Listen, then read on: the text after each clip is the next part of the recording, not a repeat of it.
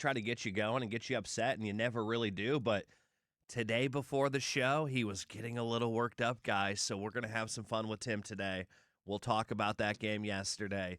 Really good World Cup action. So we'll squeeze it in on the show. Evan Klosky, News Channel 10, going to join us. He does sports over there. Great follow on Twitter if you don't follow him. Very intelligent person. We'll talk to him about the Rays and the Bucks. Steve Isbitz, JoeBucksFan.com, going to join us at 1:30. So we got a lot to get to today. As far as the World Cup goes, there was a text message that came in here this morning during the Pat and Aaron show talking about, soccer players being the biggest floppers.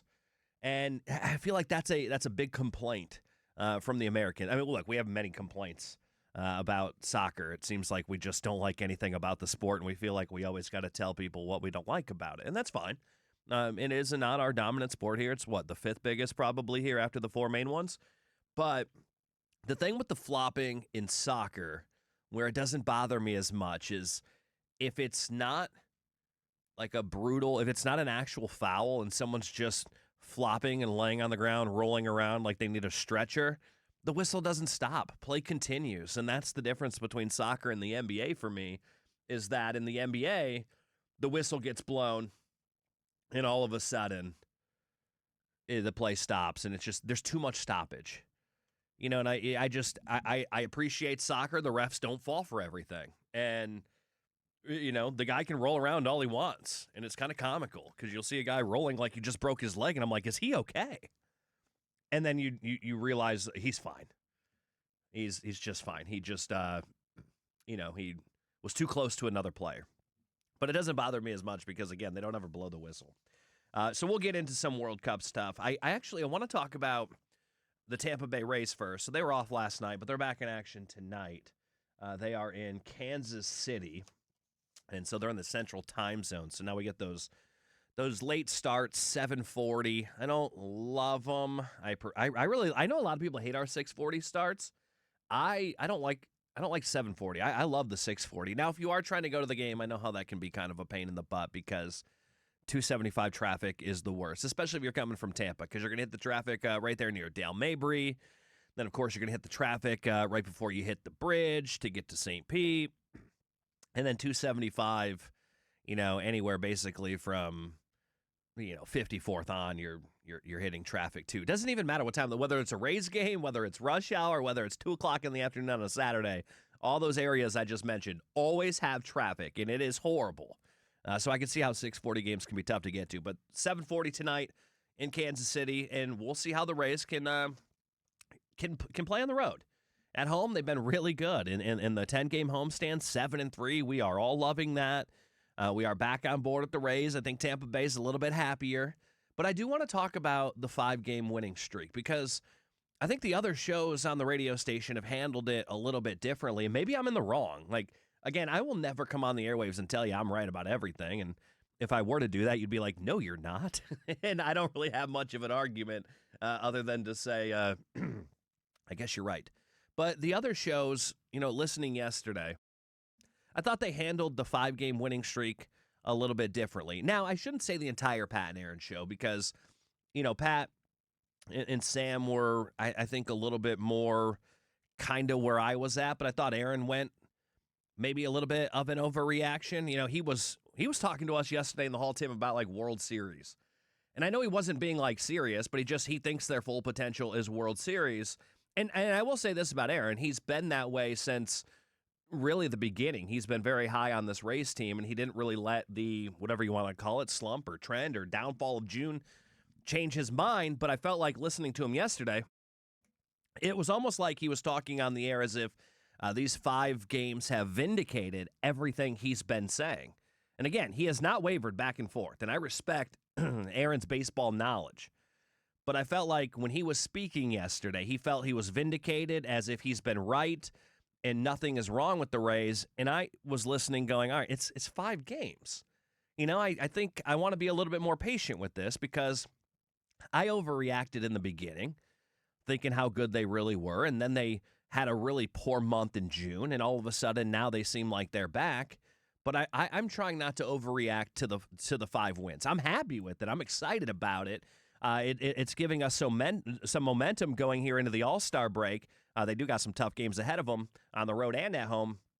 But it does seem like the team is rejuvenated, and all of a sudden they are back to where they were. But I want to be careful with not going overboard because, when you look at the schedule coming up, Kansas City on the road, I know they're not great, but we did just lose 2 out of 4 to them at home. Now you're going to go on the road. Plus you have the Astros, and then the Yankees are coming to town for 4, which Pat and Aaron are giving away tickets to that, and then the Mariners at home. And that's going to be a bit of a challenge. So I don't want to get too far ahead of myself on this 5-game winning streak. And then a week from now, be like, damn, what happened? They just won 5 in a row. Now they split the roads. I don't want to do all that back and forth. I don't want to do that every single week. I think I'll end up flip-flopping way too much. So I'm being conservative right now when it comes to the Rays. And don't get me wrong. I'm enjoying the wins.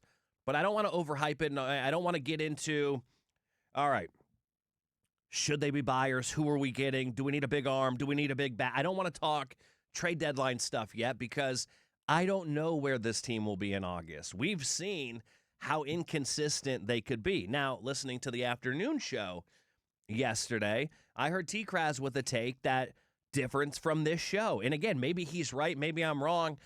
Maybe we're both right. And it's just a difference of an opinion. But his take after the 5 games, we've had this conversation on the show before about Junior Caminero and whether he is a star or a superstar. And I believe there's a difference. I believe to be a superstar, you need a number of things. You need to be in the top of all of the hitting categories. You need to be well known around the country. Like, you need to be a household name. That's the difference between star and superstar, right? Like, there is a very small window of superstars in Major League Baseball every single year, maybe 4 to 5, right? There's not, like, you can't, in my book, right? This is my opinion. I can't speak for everybody, but I look at superstars the way you judge Hall of Famers, right? Like, not everybody is a Hall of Famer. Like Tim a couple weeks ago, he said Levante David, he didn't feel was a Hall of Famer. He said he's a very great player, but his standard for the Hall of Fame was higher than Levante. Yep.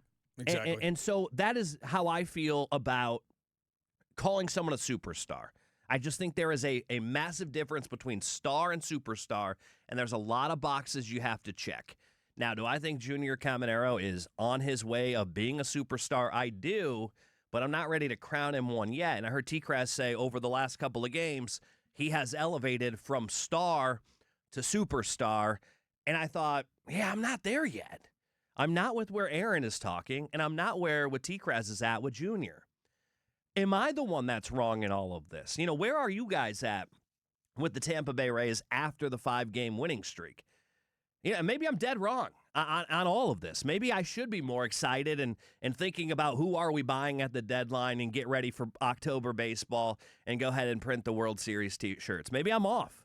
Maybe it was just a slump and not a trend, and they are back to where they were at the beginning of the year. I don't want to put myself in that position yet, because if all goes downhill on this road trip, then a week from now I got to come back on here and be like, I don't know what happened. Here we are again. Maybe it's just a slump. I don't want to do that.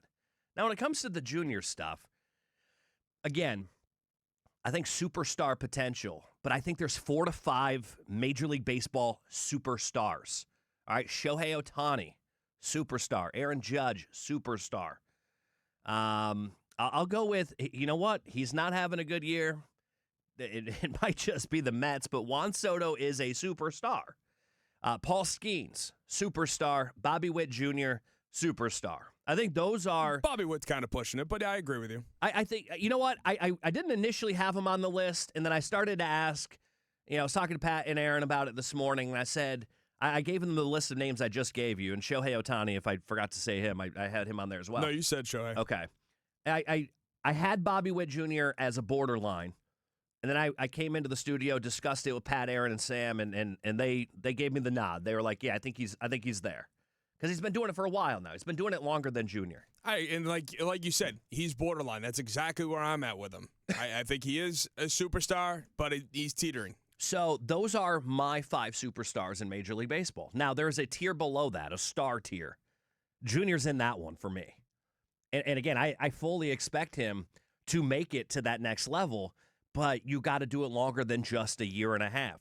For example, if I said to you right now, is Nick Kurtz a superstar, not a star, but a superstar, I think you would go, no, I don't know who that is. And that's okay if you don't, because you're not watching a lot of athletics baseball. Hell, most of us don't even know where they're playing right now. I believe it's Sacramento.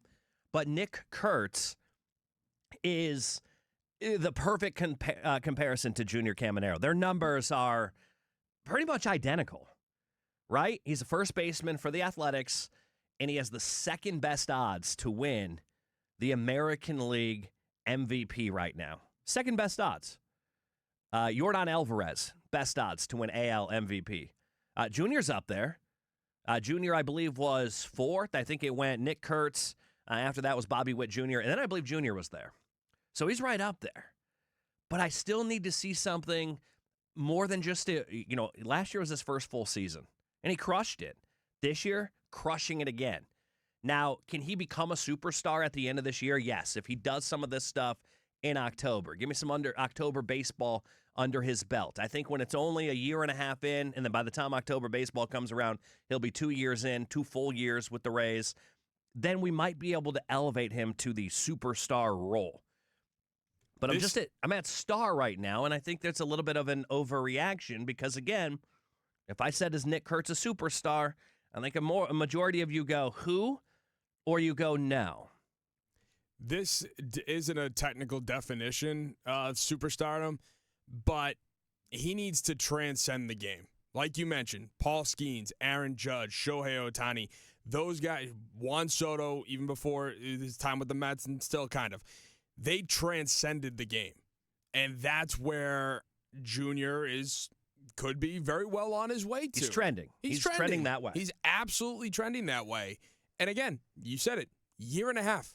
Let's not rush superstardom on this 22-year-old kid.